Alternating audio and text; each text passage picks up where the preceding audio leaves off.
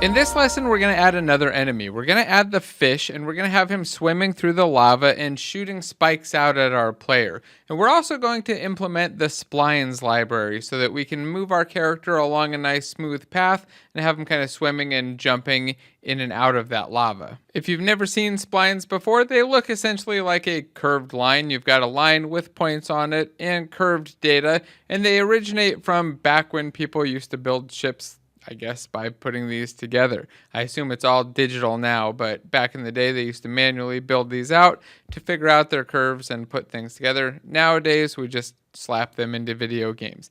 Now in this lesson we're not going to get too deep into the mathematics behind splines. I've watched Freya's video on how splines work and all of the details there, and I get lost constantly about 20 minutes in. So if you really want to dig into the details of everything mathematical behind the splines, I'd recommend go checking that out and check out a couple other resources on YouTube. But if you want to just see how to use them right away in your game, well, that's what we're going to get into. Before we add the fish or anything, we're going to start by bringing in the Splines package. We'll go to Window, Package Manager, and then under Unity Registry, we should be able to scroll down until we find the Splines package. I'm going to install that. And once it's done, we can click on the documentation right here to bring up all of the docs about splines. I'm not going to go over these documents though. We're just going to go right into Unity and use it. But if you want to look into more info, you want to see the actual page, just remember that it's always there on just about every package manager page. You can click on documentation and get more details.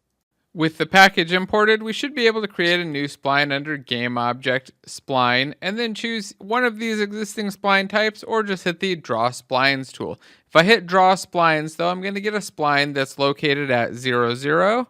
I can double click on it to go to it, and it also has no points or no knots in it. So I'm going to need to add a couple knots. I'll hit the plus button here. Let's just hit it twice. And then in spline edit mode, so I click on this little button right here to go to spline edit mode, I can now grab and drag these points around. Let's see, I think I had one just a second ago. Let's go grab it again.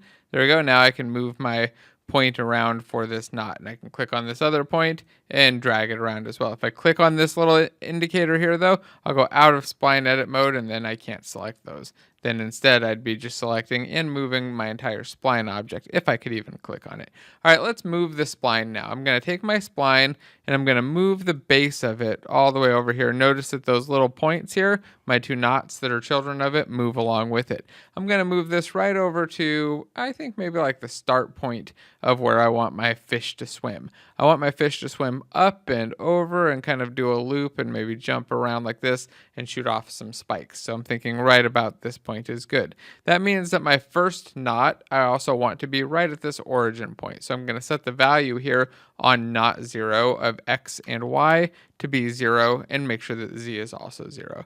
Knot 1 is at 6 and 2.8 and a 3, which also means that if I click on 3D space, this knot is way over here off to the side. And we're working on a 2D game, so I want to change that. I want to keep this flat. I'm going to set this z to 3.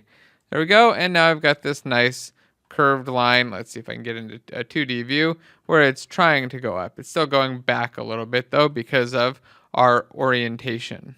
If we rotate the y value by 90 degrees here, and it's going to straighten that right out. You see it's no longer sticking out. We'll do the same on knot 1 as well. And then just have that continued for our next knots as we keep adding them. So let's add another one. I'm going to hit the plus button.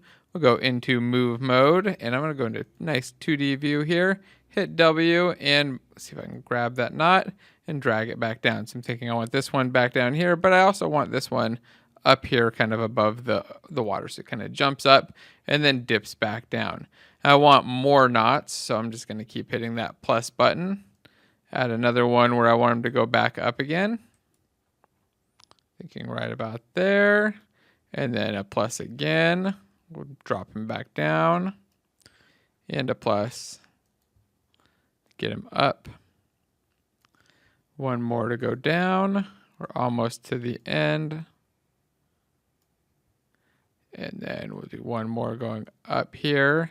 And then at the end of it, I want him to kind of turn around. So I'm going to drop him down a little bit sharper Then we'll add another point over here so it kind of swims back this way a bit. And then have him kind of reverse that loop so that he goes up across those points. So we'll hit plus, go up to here, or, maybe yeah, go right up to here. We need to turn the rotation around though, so we'll go to -90, and we're going to start doing a -90 on the next one. Let's see, -90, and keep adding our points. I think I may have, there we go, there's my point, almost lost it. You can see I'm doing this crisscrossed wave here. Now we don't have to necessarily do a wave, one of the benefits of this curve.